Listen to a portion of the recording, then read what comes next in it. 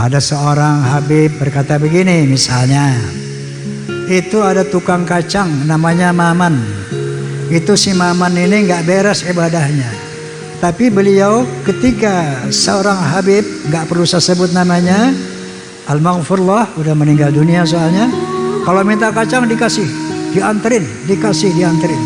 Suatu saat si Maman ini meninggal, maka dikasih tahu sama Habib ini, Beb, Maman meninggal, baik nanti aku datang. Begitu Habib ini datang, dititipin surat di bawah lehernya, kata Habib ini. Ditulis sebuah surat, disimpan di bawah lehernya. Hei Man, nanti kalau munkar wa nakir tanya, lo jangan jawab. Kasih aja nih surat, nanti lo masuk surga bi ghairi hisab. Nah, oleh karena itu kita semua harap tenang dan tidak terprovokasi ya oleh konflik nasab ini, karena nanti insya Allah atas kesepakatan Kiai Imad, Romel dan juga mungkin Rabitul Alawiyah juga akan saya undang Habib Taufik, insya Allah Segaf akan saya undang untuk berbicara di podcast saya agar ada berita yang seimbang. Nanti insya Allah kita akan sepakati untuk duduk bersama dimediasi oleh pihak yang netral, Civitas Akademika misalnya. Nanti beliau akan memohon kepada universitas mana yang bersedia memediasi ini. Tentu dengan para ahli, profesor ahli dan sebagainya, ahli sejarah dan ahli genetika tentunya. Nanti mungkin di situ ya akan menentukan endingnya seperti apa. Soal nasab apa nasib? Ini soal nasab ya, Masya Allah jadi trending ini.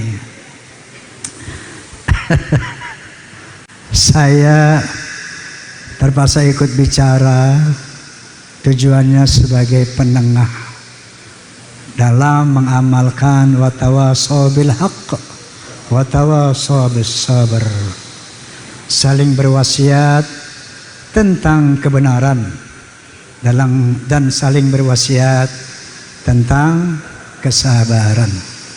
Yang kedua, wa ta'awanu 'alal birri wa taqwa wa la ta'awanu 'alal itsmi wal 'udwan. Bekerja samalah dalam perbuatan baik dan takwa, dan jangan tolong menolong di dalam kemaksiatan dan permusuhan.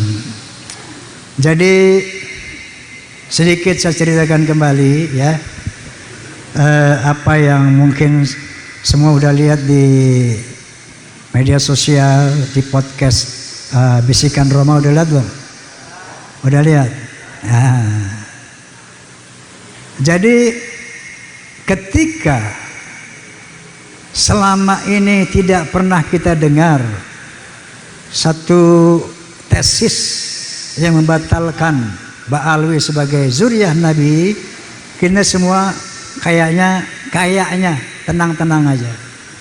Tiba-tiba ada satu tesis yang mengatakan di bawah pendapat Haji Imaduddin Usman yang mengatakan secara historis, secara sejarah, secara manuskrip dari abad keempat, kelima, keenam, ketujuh sampai ke-8 tidak ada yang bernama Ubaidillah.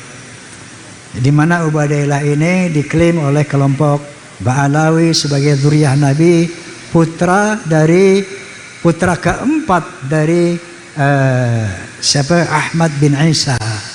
Sementara dalam manuskrip dari abad keempat sampai ke-8 yang diteliti oleh Kiai Haji Imaduddin, konon kata beliau tidak mendapatkan anak yang keempat itu, Ubaidillah. Yang ada cuma 3 putra beliau, yaitu Muhammad, Ali, dan Husain. Nah ini muncul di abad yang ke-9 nama Ubaidillah ini. Maka beliau menyimpulkan bahwa nama Ubaidillah sebagai zuriyah daripada Ba'alawi ini cangkokan. Itulah dimulainya begitu. Sampai sekarang ini tentunya belum tuntas ya. Maka saya teringat, saya tanya waktu podcast dengan beliau kemarin, kenapa? Apa awalnya Anda melakukan penelitian ini? Padahal beliau dulu yang membuat nasab tentang Ba'alawi ini. Lalu kata beliau, selama ini saya menyaksikan arogansi daripada oknum-oknum habaib yang jauh dari syariat.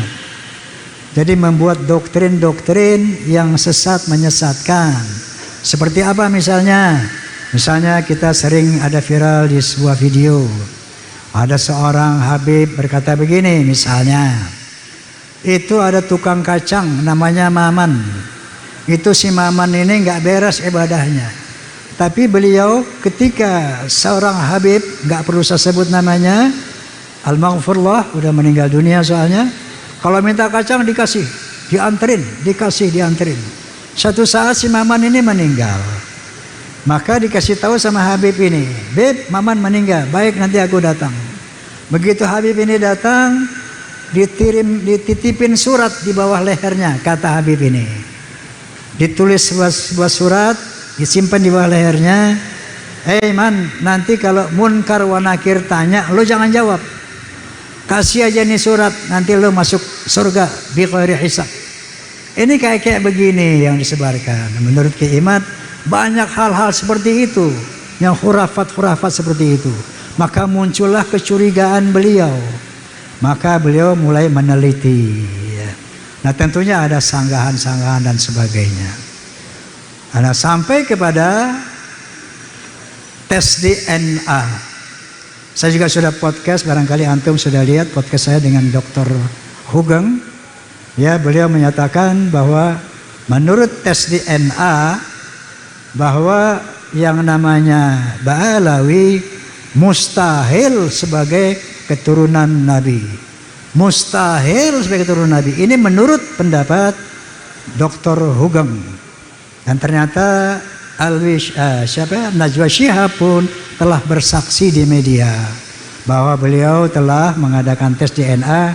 Ternyata haplogrup-nya 3,4% Arab dan sekian puluh persen lainnya ke India, ke Afrika dan sebagainya. Nah, oleh karena itu kita semua harap tenang dan tidak terprovokasi ya oleh konflik nasab ini. Karena nanti insya Allah atas kesepakatan Kiai Imad, Romel dan juga mungkin Rabitul Alawiyah juga akan saya undang Habib Taufik insya Allah Segaf akan saya undang untuk berbicara di podcast saya agar ada berita yang seimbang. Nanti insya Allah kita akan sepakati untuk duduk bersama yang dimediasi oleh pihak yang netral, Civitas Akademika misalnya. Nanti beliau akan memohon kepada universitas mana yang bersedia memediasi ini. Tentu dengan para ahli, profesor ahli dan sebagainya, ahli sejarah dan ahli genetika tentunya. Nanti mungkin di situ ya akan menentukan endingnya seperti apa. Namun apapun hasilnya nanti tetap jaga persaudaraan para muhibbin, gak usah berhenti mencintai Habib. Seperti sering saya katakan di podcast saya, itu yang namanya Habib Rizik Syihab, kemudian Habib Ali Kuitang, Habib ini, semua sahabat-sahabat saya. Masya Allah, dengan adanya ini terus terang saya merasa sedih. Tapi apa buat? Hal ini harus dikelirkan, dijelaskan. Ya, jadi walaupun nanti hasilnya mereka bukan turunan Nabi, tetap kita akan jaga persahabatan itu. Kenapa? Karena di akhirat nanti bukan dari nasab inilah ukuran keselamatan seseorang. Karena Allah Subhanahu wa taala berfirman, "Inna akramakum indallahi atqakum." Sesungguhnya ketinggian derajatmu di sisi Allah takwamu, bukan nasabmu. Yarfa'illahu alladhina amanu minkum walladhina utul ilma darajat. Allah akan mengangkat derajat orang yang berilmu, pengetahuan dan beriman di atas orang-orang yang tidak berilmu dan tidak beriman. Jadi ukuran kemuliaan di sisi Allah adalah iman, takwa dan ilmu, bukan dari nasab. Bahkan Nabi sallallahu alaihi wasallam sendiri bersabda, al jannatu lil muttaqina walau kana 'abdan habasyian wan naru lil 'asina walau kana sayyidan quraisyan hasyimian. Surga itu untuk orang-orang yang bertakwa walaupun dia budak dari bangsa Habsyi, dan neraka itu untuk orang-orang ahli maksiat walaupun dia sayyid Quraisy Bani Hashim. Wa qala Nabi sallallahu alaihi wasallam aidan, walau law ana Fatimah binti Muhammadin saraqat laqata'tu yadaha. Seandainya Fatimah binti Muhammad, anak kandungnya sendiri mencuri, aku akan potong tangannya. Jadi ternyata menurut Al-Quran dan hadis tidak ada privilege, tidak ada keutamaan nasab itu kecuali iman dan takwa. Nah, dalam rangka inilah watawassaw bil haqq watawassaw bis sabr. Kita saling berwasiat tentang kebenaran dan saling berwasiat tentang kesabaran. Faham semuanya ya? Faham semuanya ya? Mau zuriyah mau bukan, tetap muhibbin jangan putus dengan habib-habibnya ya. Tetap jaga persaudaraan, tetap jaga persahabatan. Kemudian apa? Ya, oke. Nah, untuk itu saya akan membawakan sebuah lirik lagu tanpa musik dulu, dengan mengambil referensi dari firman Allah Subhanahu wa taala, wa'tasimu bihablillahi jami'an wa la tafarraqu. Bersatu padulah kalian di bawah tali Allah, jangan bercerai-berai. Amin. Amin. Hayu bersatu padu, hayu dan seirama, hayu seiman sejalan, berpedoman pada Quran, mari galang persatuan. Berpedoman pada Tuhan, mari galang persatuan. Hayu bersatu padu, hayu dan seirama, hayu rapatkan barisan agar semua musuh Islam takkan punya kesempatan. Agar semua musuh Islam takkan punya kesempatan. Faham? Faham? Jiwa dan raga juga harta kita relakan demi agama dan demi tegaknya kebenaran.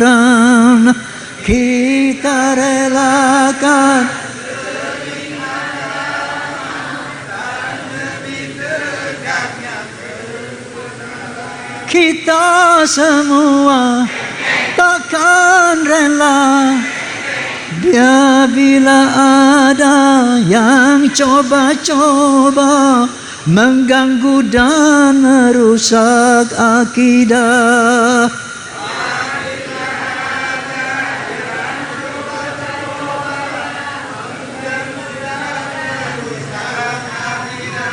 Itu yang harus kita pegang. Hati-hati, jangan sampai kita diadu domba. Apapun hasilnya nanti tetap jaga ukhuwah Islamiyah, jaga persaudaraan Islam agar tidak bisa diganggu oleh musuh-musuh Islam. Amin. Amin. Baik, sesuai janji saya akan menyanyikan 30-20 lagu tadi itu. Satu albumnya, satu album. Nah, kemudian ada Cici Falamida, nanti beliau juga menyanyi ya.